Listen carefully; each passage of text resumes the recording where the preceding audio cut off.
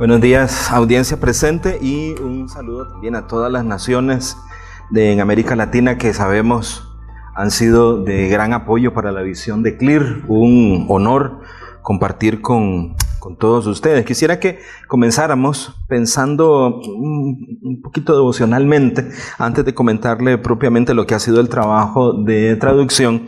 Hay un texto en el libro de los Hebreos, en el capítulo 11, específicamente el versículo 4, cuando hace una referencia a Abel. Dice el autor: por la fe Abel ofreció a Dios más excelente sacrificio que Caín. Vea el verbo, tiempo pasado. Por lo cual alcanzó testimonio de que era justo, tiempo pasado.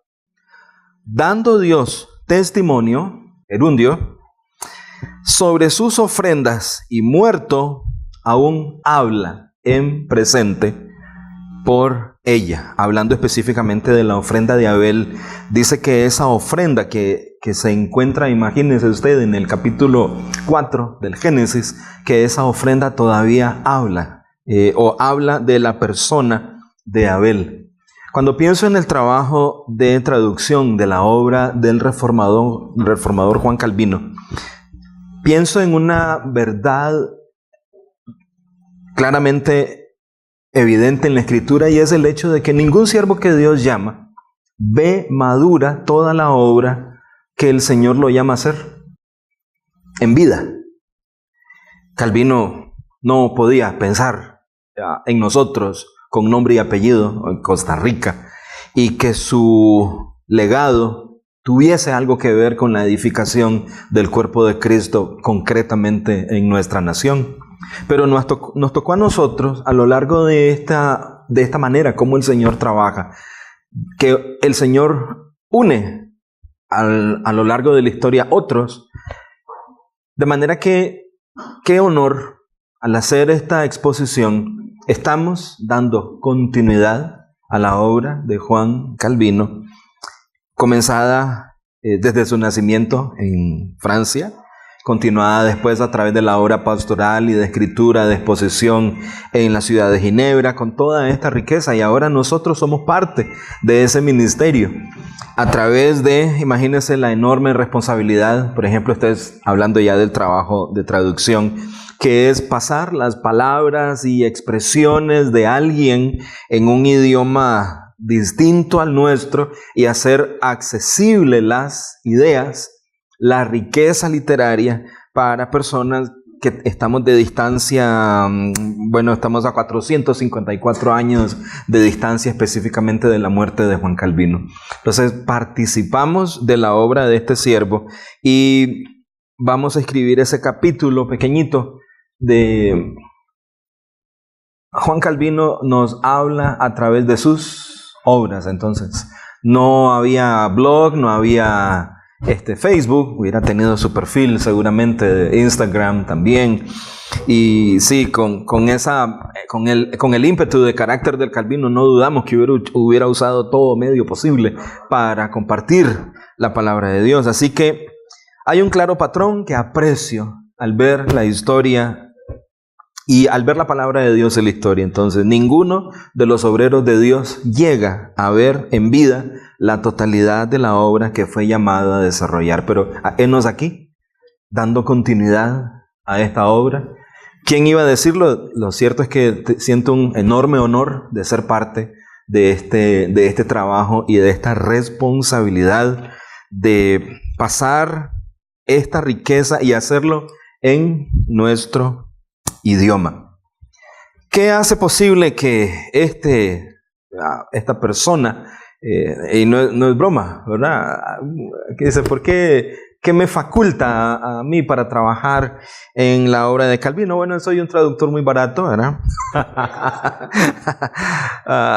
No. Estoy enfatizando simplemente para que las naciones, para toda la gente que adquiere los comentarios en nuestras naciones, entiendan que es un enorme esfuerzo de parte de la editorial CLIR.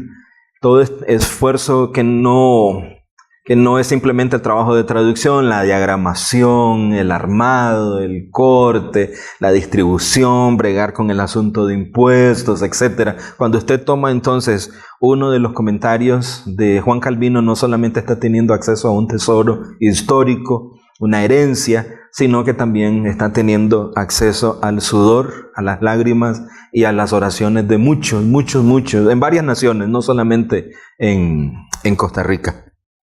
Como saben, soy director y administrador y editor de una página calvinista, Contramundum, que todavía tiene la gracia de recibir 100,000 visitas al mes. Así que estoy bien empapado de la obra de Calvino, calvinista consistente desde 1989.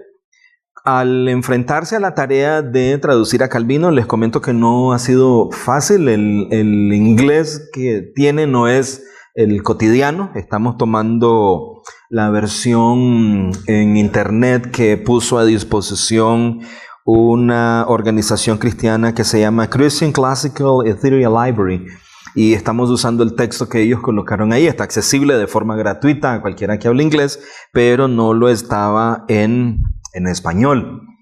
Y familiarizarse con Calvino, bueno, uno tendría que saber latín, específicamente francés, no son mis idiomas. El traductor de la obra original de estos comentarios de los 12 profetas menores específicamente es el teólogo John Owen.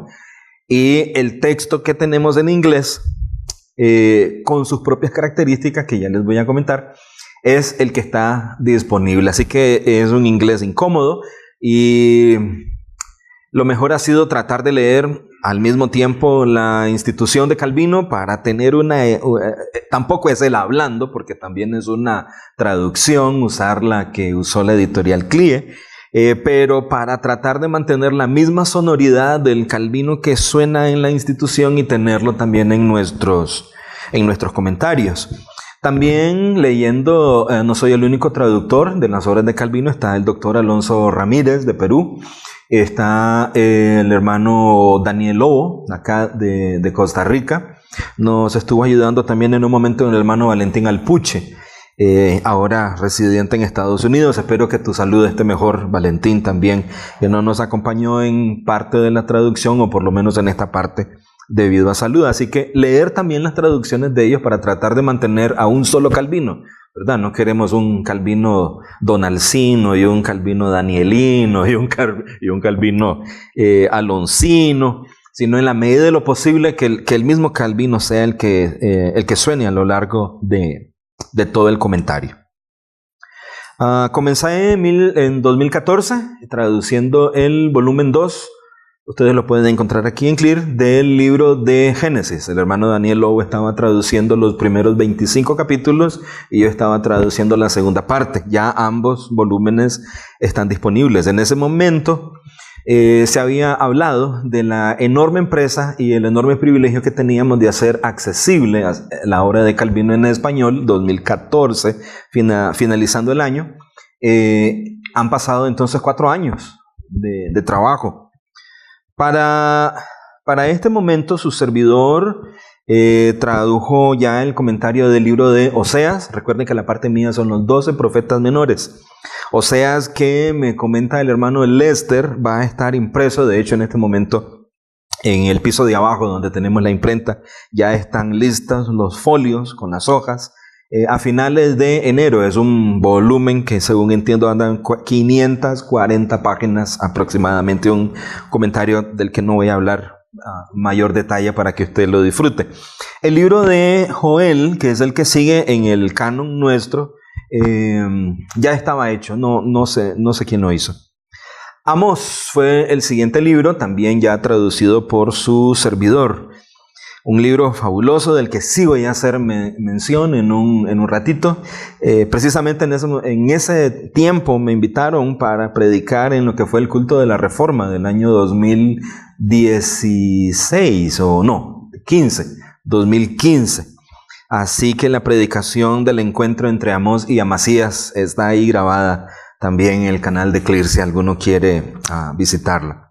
Siguió Abdías, que ya está listo, muy pequeñito, como saben, el libro. Y Clear en esta ocasión imprimió juntos el comentario de Abdías junto con Jonás, que ya estaba traducido. Desconozco quién hizo ese trabajo. Su servidor entonces continuó con el libro de Miqueas, ya disponible. Nahum, ya disponible. Habacuc, ya disponible también. Disponible digo el texto, traducido, no impreso todavía. Entiendo, según me dice el hermano Lester, comenzamos con Oseas, imprimiendo en enero, y luego seguirán estos otros libros. Luego de Habacuc, siguiendo el orden del canon, Sofonías, que ya estaba hecho. Ageo. Y actualmente trabajo en el libro de Zacarías. Voy por la mitad, capítulo 6, y terminando Zacarías, iniciamos Malaquías y quedan así entonces disponibles todos los 12 comentarios de los profetas menores.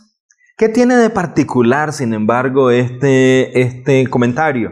Y muy importante, usted puede encontrar esto en el prefacio del primer comentario de la serie, que es del comentario de Oseas. Al principio, en el prefacio, John Owen cuenta cómo fue que se recopilaron estas enseñanzas de Calvino. Él no los escribió de pluma directa. Y esto es muy importante para entender no solamente la dinámica de la obra que se siente en el lenguaje, y también en el esfuerzo a la hora de traducir, de darle el mismo tono y el mismo espíritu. Ya les voy a comentar de eso. Resulta que la investigación de Calvino y luego la exposición oral de este texto no la hizo entonces a pluma, escribiendo él, sino que 2 o 3 en ocasiones de sus discípulos tomaron nota de los sermones o de las exposiciones. Y luego se juntaban para comparar esas notas. Y al leer el comentario usted se va a dar cuenta, si entiende un poco de filología, va a sentir más de una pluma, así que alguien tomó notas de una forma y parece que las juntaron, y en la sintaxis se siente un poco la ensalada, especialmente en oraciones yuxtapuestas y subordinadas, se siente que, bueno, aquí pusieron la oración principal, seguro la tomó este hermano, y el otro dice, no, para completarla, pues solo las unimos ahí con alguna conjunción y vamos para adelante. Pero qué hermoso trabajo. Ve la experiencia entonces de traducir este trabajo, que son horas de estos discípulos comparando sus notas y yendo versículo por versículo, que es como se encuentra la obra, hasta completar lo que estamos ofreciendo como los comentarios a los profetas menores. ¿Cuántas horas, cuántas noches comparando? Hubiera sido tan fácil con Word, ¿verdad? Hubiera sido tan fácil, tan rico, pedirle a Calvino incluso sus notas bibliográficas, etc. Pero no fue así. Entonces, la obra tiene un tono conversacional. Es la exposición de un maestro a algún grupo, explicando verso por verso el libro del escritor sagrado. Así que uno de los primeros retos es mantener el tono conversacional del libro. ¿Cómo se nota? Bueno, hay una abundancia de conectores, pero hay que irse cuidando de no repetirlos en español para que la lectura no se haga cacofónica ni monótona. Por ejemplo, va a encontrar un montón de ahí qué, de ahí qué, de ahí qué. Hay una idea y esta idea lleva a otra, y como es oralmente, no está cuidando el estilo, sino que está charlando con sus discípulos de la academia seguramente. Así que hay muchísimo de ahí que. Por ende, por lo tanto, de tal modo, de esta manera, así pues, dado pues, en tanto que, así que usted lo va a notar en la obra. Ya vieron que es un comercial extendido esta exposición, ¿verdad? Alentándoles de verdad a tomar la obra de Calvino y a disfrutarla como uno más en medio de esa audiencia y disfrutando de una exposición de tipo oral. Ya les comenté que el texto es tomado del ministerio producido por Christian Classical Ethereal Library. Al pasarlo a HTML, que es lo que ellos hicieron, hemos tenido el cuidado de ir cotejando en ocasiones cuando el texto nos ha dado alguna duda, cotejando con la versión impresa. Así que hemos revisado desde los caracteres hebreos en ocasiones que abundan también y los caracteres griegos. Un dilema con la obra es que Calvino no cita a sus fuentes. No hay pies de página porque no está escribiendo un libro. Él está haciendo una exposición. Así que él dirá, en ocasiones da nombres. Él dirá, los hebreos dicen.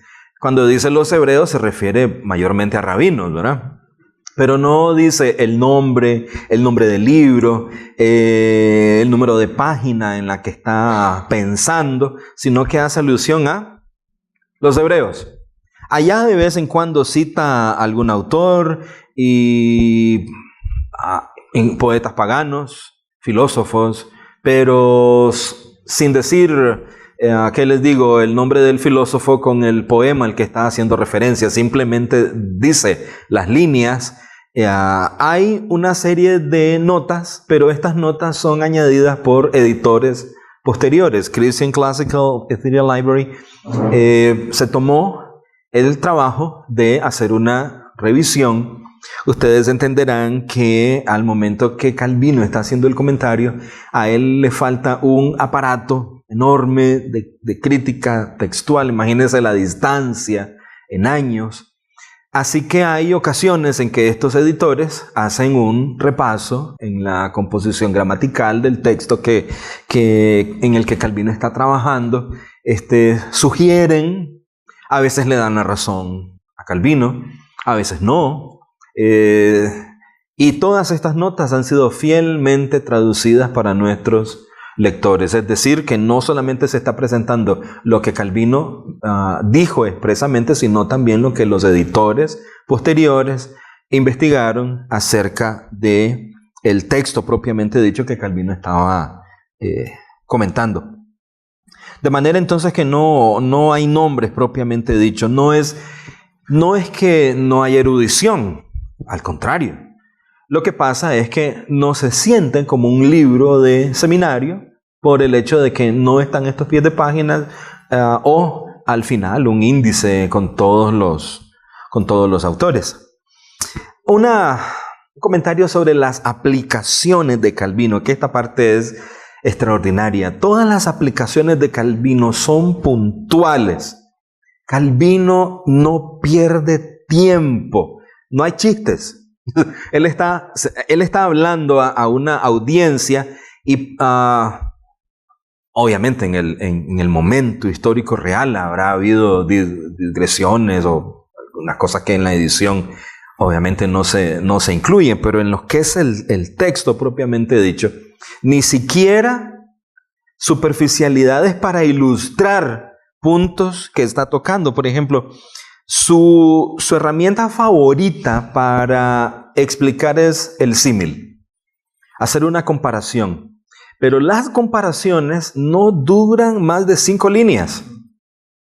Así que si él dirá algo y, ¿qué le digo?, lo comparan con una espada, no es que entra a alegorizar, ni mucho menos. Él señala el punto y sigue para adelante.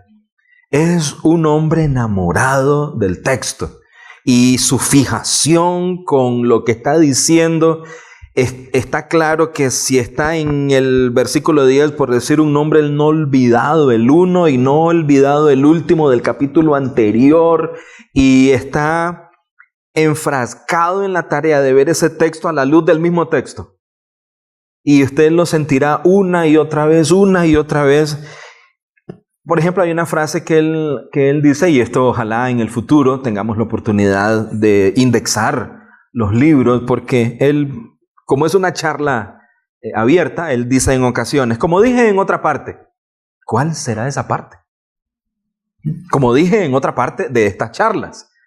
Sería fantástico, ¿no?, que pudiéramos en el futuro, sí son ubicables, pero en el momento que él está haciendo la exposición, imagino, la semana antepasada o el mes pasado, se comentó.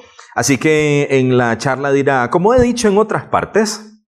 Claro, cuando se ha traducido al mismo autor como su servidor, sabe de qué está hablando Calvino, pero cualquiera de nuestros lectores que empiece a leer a Calvino, pues, permítame el consejo, empiece por Oseas, pero no tiene prohibido comprar Amós, ¿verdad? Ni tiene prohibido comprar Sofonías y empezar a Sofonías. Quiero decir que si quiere el espíritu de ser alguien sentado en una charla oral, los tomará en orden, pero no es que no lo va a captar si lo hace en diferente orden, ¿verdad?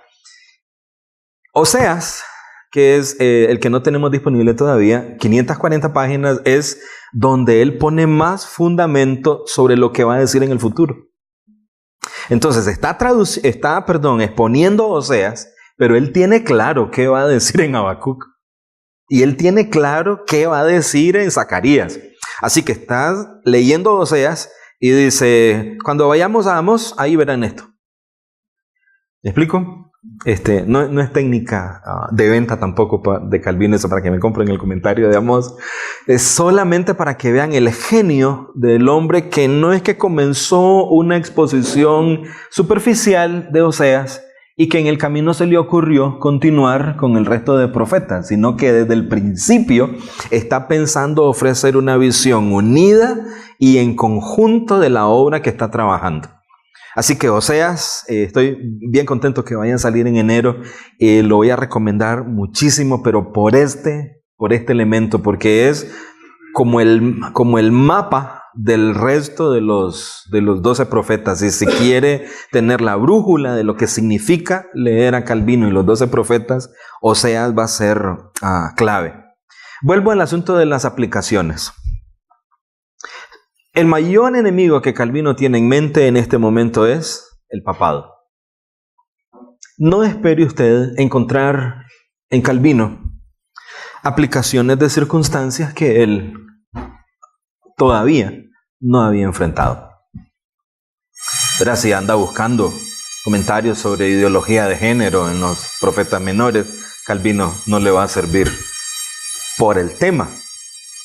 Pero eso no significa que no encuentre en él una teología sólida de la persona de Dios. Si usted ha leído la institución, reconocerá la institución a lo largo de los 12 profetas. Entre las líneas, reconocerá la Trinidad y la Iglesia y al Espíritu Santo. Puede hacer una neumatología perfectamente solo tomando a Calvino, o solamente la Cristología, o solamente la Iglesia, o solamente el papado. Pero las aplicaciones más constantes que usted verá son las dirigidas hacia el papado. Y entenderemos, los que conocemos el contexto histórico que Calvino está enfrentando, por qué razón es que su batería de ataque está dirigida hacia el papado. Teológicamente, mantiene a lo largo de sus comentarios los temas del pacto, la simiente, Cristo, la promesa de Abraham, Israel, la iglesia, etc. No es una enciclopedia. Él no dirá en ningún momento, ahora permítame hablar de la iglesia. No, él está comentando palabra por palabra a los profetas. De modo que ese sería un trabajo maravilloso también en los años por venir al indexarlo, que todo el que quiera hacer una investigación solamente sobre el tema de la iglesia o solamente sobre el tema del Espíritu Santo, sepa dónde ir al comentario o a los comentarios, sí, específicamente de los 12 profetas para encontrar esta temática. Otra cosa sobre las características es que Calvino insiste en la interpretación sencilla, en algo que él sí se toma tiempo en los comentarios. No estoy haciendo, como dicen cuando uno adelanta de película y dice en qué termina ¿cómo se llama? Spoiler. Ve que no le estoy diciendo específicamente lo que Calvino dice libro por libro. Estoy diciendo características generales que usted podrá encontrar a la hora de hacer la lectura. Él insiste en la interpretación sencilla. Y algo que Calvino sí se toma el tiempo es de presentar las interpretaciones rebuscadas de los intérpretes de su época. Él dirá, por ejemplo, algunos intérpretes dicen de este texto Y no, cuando lean esa parte les va a parecer hasta bonita esa exposición.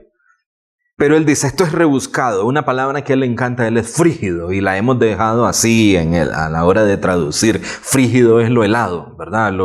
Lo acartonado, lo rígido, ¿verdad? Y especialmente los comentaristas judíos, a los que él hace referencia como hebreos, gustan de salir con interpretaciones fantásticas. Y ahí sí no les voy a hacer spoiler de algunas de las cosas concretas. Pero Calvino sí se toma el tiempo para decir, algunos intérpretes dicen que esta piedra, la piedra con los 7 ojos, y se va, ¿verdad? Y comentando lo que dicen los otros escritores. Y Calvino insiste, yo sin embargo, quiero aferrarme a lo más simple del texto. Y al final vamos a percibir un compromiso con el sentido común propio del texto, la simplicidad del profeta, en lugar de hacer interpretaciones alegóricas y recurrir a textos incluso fuera de los mismos profetas menores. Así que una característica muy, muy, muy importante. En contadas ocasiones los favorece.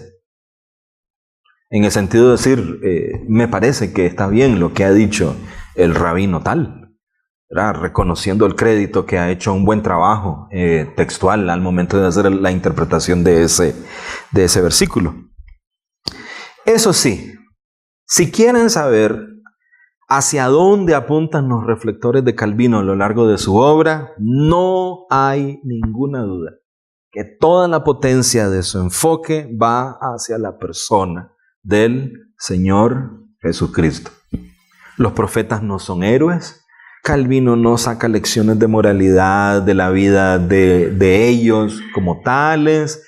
No pierde el tiempo ensalzándolos.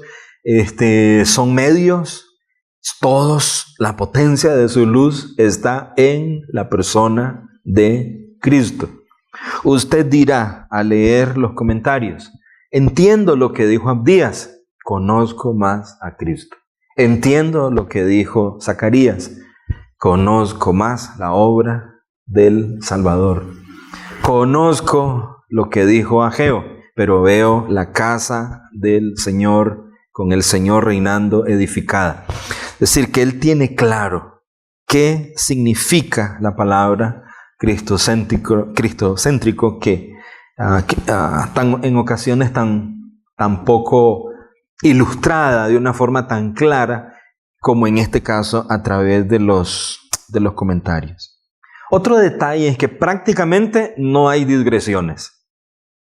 No hay que comenzó por aquí y luego se fue por acá, pero de aquí se acordó de alguna otra cosa y se fue por allá.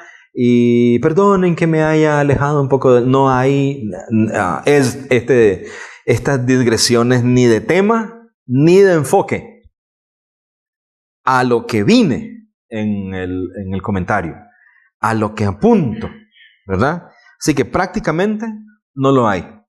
Y digo prácticamente porque lo que hay, él lo anuncia. Me tomaré el tiempo para explicar tal cosa. Y lo anuncia. Otro, a diferencia de un autor que está escribiendo, pues simplemente se dedica, ¿no?, a esa tarea, pero como es una exposición de carácter oral, entonces dice, permítanme explicar un poquito sobre estas palabras del profeta, o permítanme ahora regresar a las palabras del profeta, etc.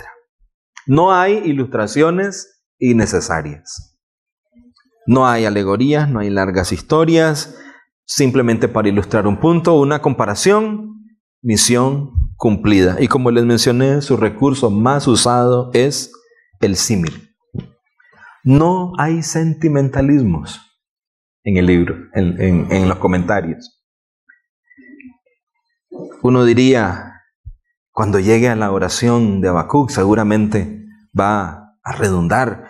Y hermanos, uno de los finales más secos es el de Calvino. Si lo compara en términos de lea autores contemporáneos sobre la oración de Habacuc, al final, ¿verdad?, la recuerda, aunque la higuera no florezca ni en las vides haya fruto, etc. Calvino hasta uno siente que dice, ya, acabó. ¿Sí? No me dijo. Y ¡pum!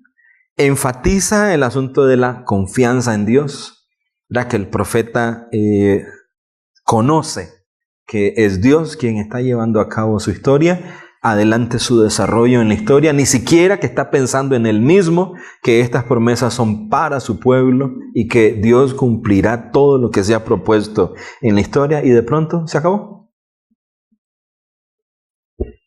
Sin mayor trabajo para jalar las cuerdas emocionales. Y no es que el libro sea seco, tiene unos momentos tan sublimes que el tema de la adoración me encantaría en el futuro dedicar, ojalá, solo a una serie sermonaria de la adoración en los 12 profetas menores, porque hay momentos tan extraordinarios, pero no están cargados de sentimentalismo. Es tan potente la luz sobre la persona de Dios que no se puede más que contemplarlo, ¿verdad? Sin quedarse arrobado en el texto, ¿verdad? En las palabras propiamente dichas, sino en la persona de Dios. Es decir, Calvino logró su propósito. A lo largo del libro, y estoy en las últimas características que tengo anotadas, entiendo que hasta las 11 de la mañana, son las oraciones de Calvino. Estas oraciones que están a lo largo de todo el comentario, cierto número de exposiciones hay una oración. Esas oraciones no son para llenar espacio. Solitas son una escuela de oración. ¿Cómo orar? Basado en las palabras de Dios, en este caso, en el comentario. Las oraciones no son extensas, como para que una iglesia las repita, incluso, o las lea juntos, porque para orar teología calvinista, estas oraciones son prácticamente inmejorables, ¿verdad? No puedo cerrar sin mencionar el elemento político de estos libros. Hay un enorme, y por eso les mencioné que Amós era tan fuerte. Saben que los 12 profetas no están distribuidos todos en el norte o distribuidos todos en el sur, ¿verdad? Y en los comentarios está claramente delimitado quién al norte, quién al sur. Pero uno de los momentos más extraordinarios, especialmente en Amós, es cuando Calvino dice: al reino del norte se le dijo que la fidelidad a Dios se probaba desmantelando ese mamarracho de reino y volviendo al sur. Es decir, que la manera en que el profeta llama no es simplemente con un arrepentimiento de corazón, o voten los 2 becerros esos que inventó Jeroboam para el norte, sino que él tiene claro lo que significó en términos políticos enfrentar a esta religión falsa del norte y decirle que la prueba de su regreso a Dios era una acción política. Y a lo largo del libro no aparece la palabra rebelión, pero cada vez que hay referencia al reino del norte, Calvino, sin ninguna pena, dice: el pecado de estos israelitas es que oyeron a sus príncipes. Cualquiera que no esté acostumbrado a ese texto, o lea Romanos 13 sin tener la luz de los profetas menores, se va a confundir. Pero especialmente en cuanto al reino del norte, el llamado es que ha expresado políticamente una rebelión de carácter espiritual. Y llama entonces a los hermanos del norte a unirse. Súper interesante, especialmente, repito, en lo que tiene que ver con los comentarios que tienen que ver con el norte. Con el reino del sur, su acusación principal tiene que ver con su indolencia, su flojera, su superficialidad, su lentitud para responder a la palabra del Señor. Pero si usted quiere trabajar los 12 profetas y elaborar una teología política, especialmente cuando está tratando con el reino del norte, estos comentarios son riquísimos para hacerlo, sin mencionar su valor para nosotros hoy. ¿Cuál es la utilidad de los 12 profetas? Bueno, enseñar, redarguir, corregir e instruir en justicia.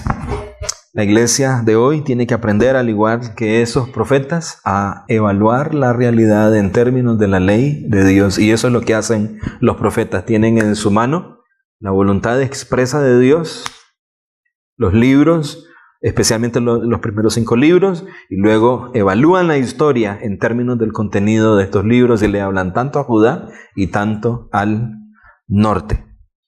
Termina, recuerden que el orden del canon no es cronológico, así que no solamente está la recomendación de empezar por Oseas, sino también darle un orden de carácter cronológico. Quiero cerrar con agradecer al pastor Guillermo Green por la oportunidad de participar en esta maravillosa obra que es como un curso de seminario desde 2015. 4 años, 15, 16, 17 y 18, conociendo los profetas menores. ¿Saben cuántas veces lee un libro un traductor? Por lo menos 4. Primero lo lee en el idioma original. Luego hace el trabajo de mentalmente pasarlo a su idioma. Luego hay que escribirlo, que es la tercera, ¿verdad? Que es memoria mecánica. Y por último, revisa, ya cuando lo escribió, revisa de nuevo a ver si no hay incongruencias de verbos y preposiciones que anunciaron a posiciones que luego no aparecieron y que tenga sentido. Leer 4 veces tiene que resultar, no sé, como en una maestría, por si alguien se digna enviar alguna y hacer el examen, ¿verdad? En profetas.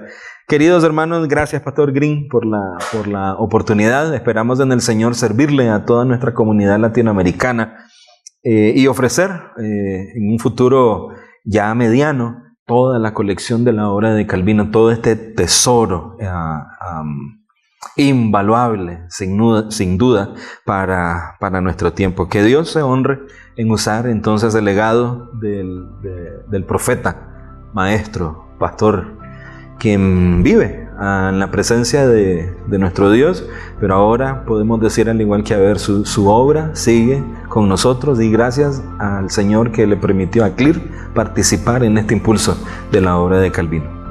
Dios los guarde y un saludo para todos. Muchas gracias. Muchas gracias.